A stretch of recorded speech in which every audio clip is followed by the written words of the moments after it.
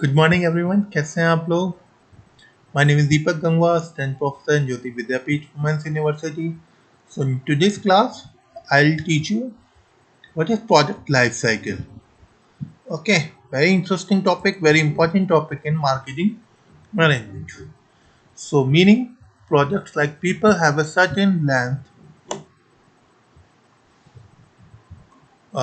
Okay, तो सबसे पहले तो ये बताइए, क्या आपने सब लोगों ने पढ़ाई की जो कल मैंने आपको काम दिया था, हो गया? अच्छा, वेरी गुड। उसके बाद अगर हम बात करते हैं, अभी तक हमने क्या क्या पढ़ा, हम टारगेट मार्केट पढ़ा, पोजीशनिंग पढ़ी, ये सारी चीज़ें हम पढ़ चुके हैं। आज हम आपको पढ़ेंगे न्यू प्रोडक्ट डेवलपमेंट, हमने लास्ट क्लास में पढ़ा था, और आज हम पढ़ेंगे प्रोडक्ट लाइफ साइकिल। ये सारे नोट्स मैंने आपको दे दिए हैं, आपको ये कंटेंट मिल जाएंगे। तो meaning, product like people have a certain length of life during which they pass through different stages. For some, the life cycle may be as short as month, while for others it may last for quite a sufficiently long period. Okay, fine. Definition: the product life cycle is an important concept in marketing that provides insight the product competitive dynamics. The PLC product life cycle is an attempt to recognize distinct stage, the sales history of the product.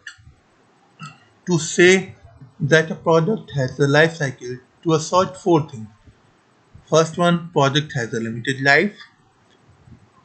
इन चार चीज़ों पे हमारी जो product life cycle है वो depend करती है। पहला है product has a limited life, कि किसी प्रोडक्ट की लाइफ जो होती है लिमिटेड होती है। Product sales through distinct stages, each posing different challenges to the seller.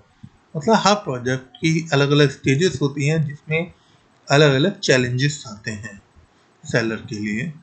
Third है product profits rise and full of different stage at the PLC. मतलब ये डिफरेंट स्टेज में प्रोडक्ट प्रॉफिट देता है, और product requires different marketing, financial, manufacturing, purchasing and personal strategy in the different stages of their life cycle. Okay, now आप देखें, ये PLC stage का हमारा ग्राफ है। सबसे पहले है इसमें इंट्रोडक्शन, मतलब जब कोई हमने प्रोडक्ट लॉन्च किया, तो प्रोडक्ट लॉन्च करेंगे उस समय उसकी कोई जानता नहीं होगा, तो उसकी सेल कम होगी। सेल कम होगी तो और कॉस्ट हाई होगी सबके लिए। जैसे अगर मैंने कोई प्रोडक्ट बनाया, 100 रुपये का प्रोडक्ट बनाया, तो मेरी कॉस्टिंग तो लगी है, तो मैं उसे 100 रुपीज़ का रखा, तो सेल हो गई लो, प्रॉफिट। अभी हमारा नाम जो है, हमारा काम जो है ज़्यादा प्रॉफिट वाला नहीं है, पहले नाम बनाना है। तो इस स्टेज में देखिए, इंट्रोडक्शन स्टेज में लो सेल्स होगी, हाई कॉस्ट होगी, और नो प्रॉफिट्स होगा। ओके, फिर आती है इंट्रोडक्शन पर ग्रोथ स्टेज। इस स्टेज में इंक्रीजिंग सेल्स, सेल इंक्रीज हो जाएगी, वेल नोन प्रोडक्ट हो जाएगा। रिड्यूसिंग कॉस्ट, जब सेल अच्छी हो जाएगी तो कॉस्ट कम हो जाएगी, और सम प्रॉफिट, इस स्टेज में कुछ प्रॉफिट भी होने लगेगा। मैच्योरिटी मतलब कांस्टेंट सेल, अब उतनी ही सेल है हमारी प्रोडक्ट की, बढ़ नहीं रही है। रिड्यूसिंग कॉस्ट, कॉस्ट कम हो रही है। इंक्रीजिंग प्रॉफिट्स मतलब अब इससे ज़्यादा प्रॉफिट ये प्रोडक्ट नहीं देगा, तो उस स्टेज को बोलते हैं मैच्योरिटी स्टेज। फिर डिक्लाइन स्टेज आती है। डिक्लाइन स्टेज में रिड्यूसिंग सेल्स, जिसमें सेल्स कम होने लग जाती है, कांस्टेंट कॉस्ट, कॉस्ट की बराबरी रहती है, रिड्यूसिंग प्रॉफिट, प्रॉफिट कम होने लग जाता है। तो ये चार तरह की हमारी ये प्रोडक्ट लाइफ साइकिल इस तरह से काम करती है। तो हम देख लेते हैं। During the stage of product life cycle, it is put in the market with full scale production and marketing program. The company is an innovator, maybe the whole industry. The entire product may be new, or the basic product may be well known, but a new feature or accessory in the introduction stage. For marketing strategy, high price high और promotion low, इसमें देखिए high low, rapid skimming, strategy, rapid penetration strategy, low screaming strategy और slow penetration strategy. अब देखिए growth stage आती है इसके बाद. In this stage the product is produced the sufficient quantity and put in the market without delay.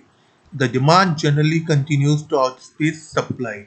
The sales and profit curves rise, often a rapid rate. Competitors enter in the market in large number if the profit outlook appears to be very attractive. Some strategies in the growth stage. It improves product quality and adds new market product features and improve styling. It adds new models and flanker products.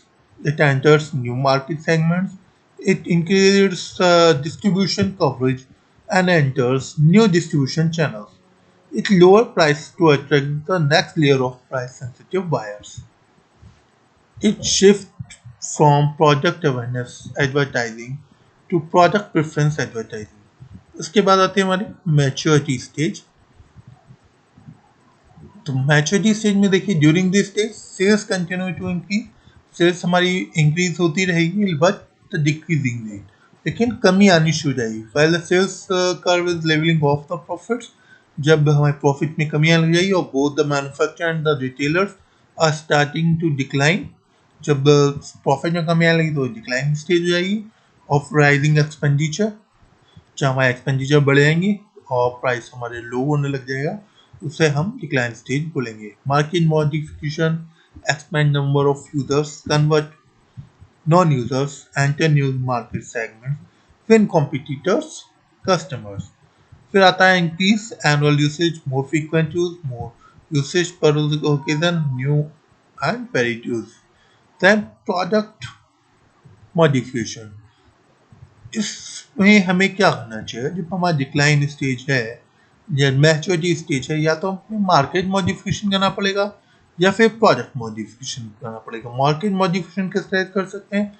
Expand number of users, मतलब अपने number of users बढ़ाइए. Convert non users, अपने non users को users में convert कीजिए. Enter new market segment, किसी नए market segment कीजिए.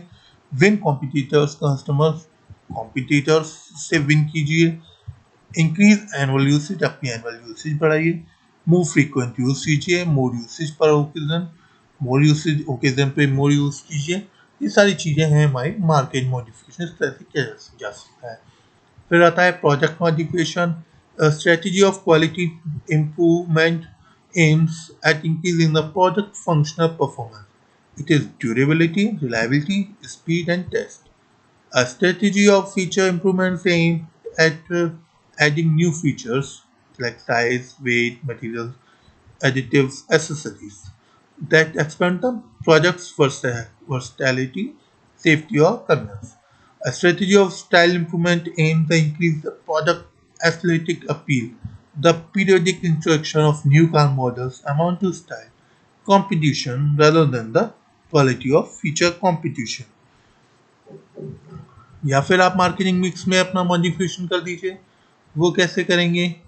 प्राइस कमी करके, डिस्ट्रीब्यूशन चैनल में मॉडिफिकेशन करके, एडवर्टाइजिंग में मॉडिफिकेशन करके, सेल्स प्रमोशन करके, पर्सनल सेलिंग में चेंज करके, सर्विस में मॉडिफाई करके भी आप कर सकते हैं. इसके बाद आती है product decline stage. The stage characterise by either the product gradual placement by some innovation. देखिए डिक्लाइन स्टेज वो स्टेज होती है जहाँ पे आपका लॉस होना शुरू हो जाता है. प्रोडक्ट जितनी आमदनी इनकम होनी थी वो हो चुकी होती है. तो अब देखिए इस स्टेज में क्या करना चाहिए? Continuation strategy, increasing the firm investment to dominate the market or strengthen the competitive position, maintaining the firm's investment level until the uncertainties about the industry are resolved. Then concentration strategy, decreasing the firm investment selectively by dropping unprofitable customer group while simultaneously strengthening the firm's investment in lucrative niche. The harvesting strategy, divesting the business quickly to disposing its assets as advantageously as possible. And the drop strategy, When a company decides to drop the product, it faces further decisions if the product has strong distribution and residual goodwill. The company can probably sell it another firm. If the company can't find any buyers, it must decide whether to liquidate the brand quickly or slowly. It must also decide on how much parts, inventory, and service to maintain for past customers. So I hope you have understood all these things and you enjoyed this session. If you have any query, you can please ask me and uh, in live session, and you can ask in comment box also. Thank you very much.